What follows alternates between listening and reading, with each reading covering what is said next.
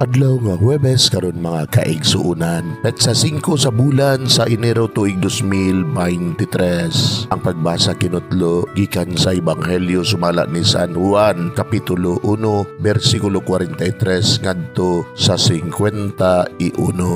Sa pagkasunod adlaw, nakahukom si Jesus pag-adto sa Galilea. Natagbuan niya si Felipe o giingnan niya, "Kuyog ka nako." Si Felipe taga Betsaida, ang lungsod nga gipuy-an ni Andres o ni Pedro.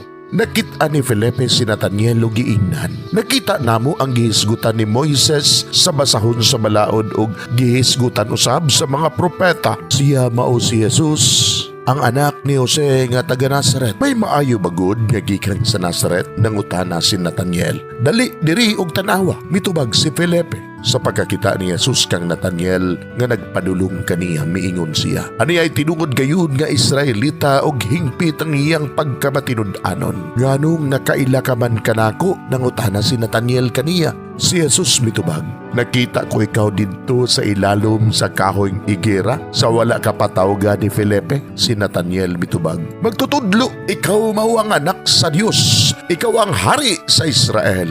Si Jesus miingon, "Bituo ka ba? Tungod lang kay miingon ako kanimo nga nakita ko ikaw ilalom sa kahoyng igira? Makakita ka unyag mas kahibulungan pa niini." Ug miingon siya kanila, "Sultihan ko kamo, makita ninyo ang langit nga maabli ug ang mga anghel sa Dios nga magsakakanaog diha sa anak sa tao. Mga igsuon ang ebanghelyo sa Ginoo. Daygon ikaw o Kristo."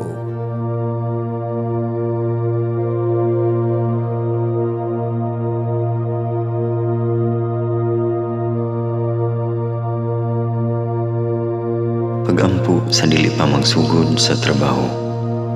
Magampo kita sa ngalan samahan sa Anak ug sa Espiritu Santo. Amen.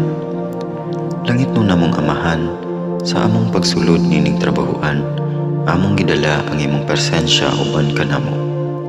Among gipamulong ang imong kalinaw, imong grasya, imong kaluoy ug ang imong perpektong hanay sa among mga trabaho. Among gipadayag ang imong gahom labaw sa tanan diha sa mga butang nga among mahimo, masulti, mahuna-unaan ug mahukman sulod nining adlaw.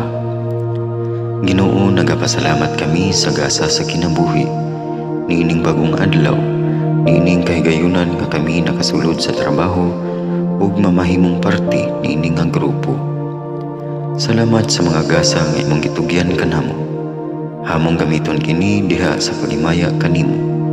Hatagi kami sa kusog ug kadasig sa pagbuhat sa among mga trabaho.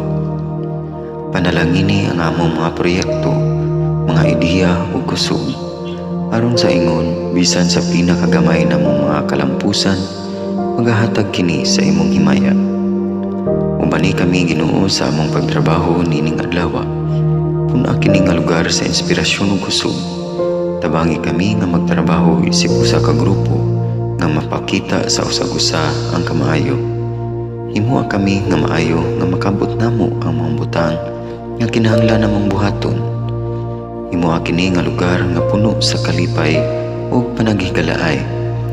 Ug kamugaway ug kalinaw ang mapatigbabaw niining dapita. Ginoo, kung kami anaa sa kalibog, giyahi kami. Kung kami muwadaan sa kadasig ug paglaom, dasiga kami. Himua nga ang trabaho nga among gihimo ug ang paagi sa among paghimo niini makahatag unta kini ug hugot nga pagtuo, kalipay ug pahiyom sa tanan nga among mahimamat karong adlaw. Panalangini ang among mga pamilya, among Pinoy-anan, among nasod. Himua nga magmatidud-anon kami sa pagtagad ug pag-amuma sa kalikupan ug sa tanang may kinabuhi diha sa pagbuhat kanamo sa pagkabuot sa imong pangandoy alang sa hustisya ug kagawasan.